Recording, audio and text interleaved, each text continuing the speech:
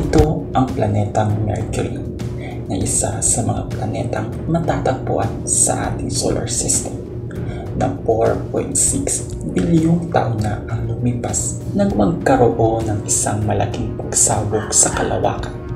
Kaya nabuo ang 8 planeta ayon sa pag-aaral ng mga dalubhasa. Ang planetang Earth, Venus, Mars at ang Mercury ay ang isa sa mga tinatawag na terrestrial planet na ito ay may mabato at metal na katangian.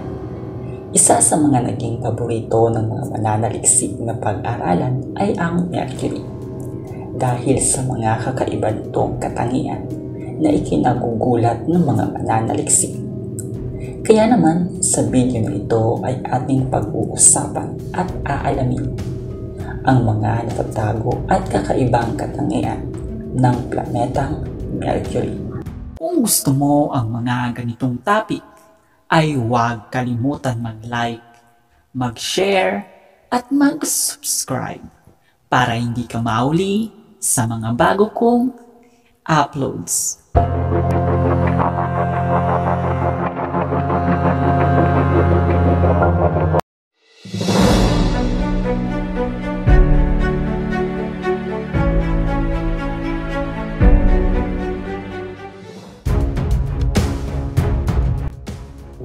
Ang Mercury ay ang sinasabing pinakamaliit na planeta sa ating solar system. At ito rin ang tanging planeta na pinakamalapit sa araw ayon sa mga naisagawang pag-aaral at ayon pa sa mga kalkula ng mga mananaliksik. Ang laki ng araw ay mayroon lamang laki ng kaunti sa buwan ng Earth. Dahil sa pagiging malapit ng planetang ito sa araw, ay ito rin ang sinasabing pinakamabilis na planeta na umiikot sa araw. Ang isang taon dito ay mayroon lamang na 88 days sa bilis ng 29 miles o 47 km per second. Ang bilis ng planetang ito na mas nagkukumpara sa iba pang mga planeta. 3 beses na mas malaki kung titingnan mo ang araw mula sa planetang Mercury kaysa sa Earth. Kaya naman, dahil sa sobrang lapit nito ay sinasabing 11 times na mas maliwanag ang Mercury kung ikukumpara sa liwanag ng Earth. Ganun pa man, kahit na sinasabi na ang planetang Mercury ang pinakamalapit sa araw, ay hindi nangungulugan na ito na ang pinakamainit na planeta sa buong solar system. Dahil ang pinakamainit na planeta ay ang planet Venus. Ang surface o temperature ng Mercury ay parehong nakakaranas ng sobrang lamig at sobrang init. Idagdag pa dito, dahil sa nipis ng atmosphere ng Mercury ay wala itong kakayahang pigilan ang init mula sa araw. Kapag nagsimula ang araw sa Mercury, ang init na naitatala dito ay umaabot sa 800 degree Fahrenheit o 430 degrees Celsius na 10 beses na mas mainit sa kumukulong tubig. Tuwing gabi naman ay nakakaranas naman ito ng sobrang lamig na temperatura na umaabot sa negative 290 degree Fahrenheit o negative 180 degrees Celsius. Isa pa sa mga katangian ng planetang ito ay wala itong sariling buwan.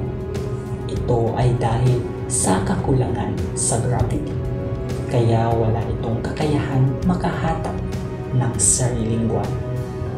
Katulad ng planetang Venus, Earth at Mars, ang planetang ito ay kabilang sa tinatawag na terrestrial planet o ang mabatong planeta at gawa sa metal. Ayon sa pag-aaral, 70% ng planeta ay gawa sa ibang klaseng metal at ang core nito ay gawa naman sa tinunaw na bakal.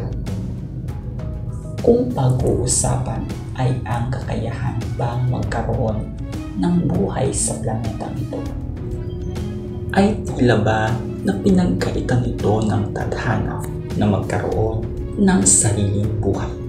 Dahil ayon sa pag-aaral na sinagawa ng mga siyentipiko o ng mga mananaliksik, wala itong kakayahan na magkaroon ng buhay dahil sa temperatura nito at lakas ng radiation mula sa araw na hindi kayang pigilan ng Mercury.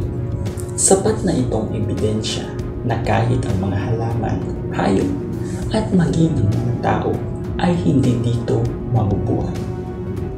Idagdag pa dito na ang atmosphere o ang ecosphere ng Mercury ay sobrang linis. Kadalasan pa nga ito ay binubuo ng oxygen, hydrogen, helium at potassium. Ngunit ganun pa man, kahit na sinasabing walang nakikitang ebidensya ang mga mananaliksik na magkaroon ng buhay sa planetang ito, ay patuloy pa rin itong pinag-aaralan at nananatili pa rin itong kabilang na planeta sa ating solar system. Na kahit na sinasabi na ito ay isang patay na planeta, isa pa rin itong malaking parte ng kasaysayan ng kalawakan.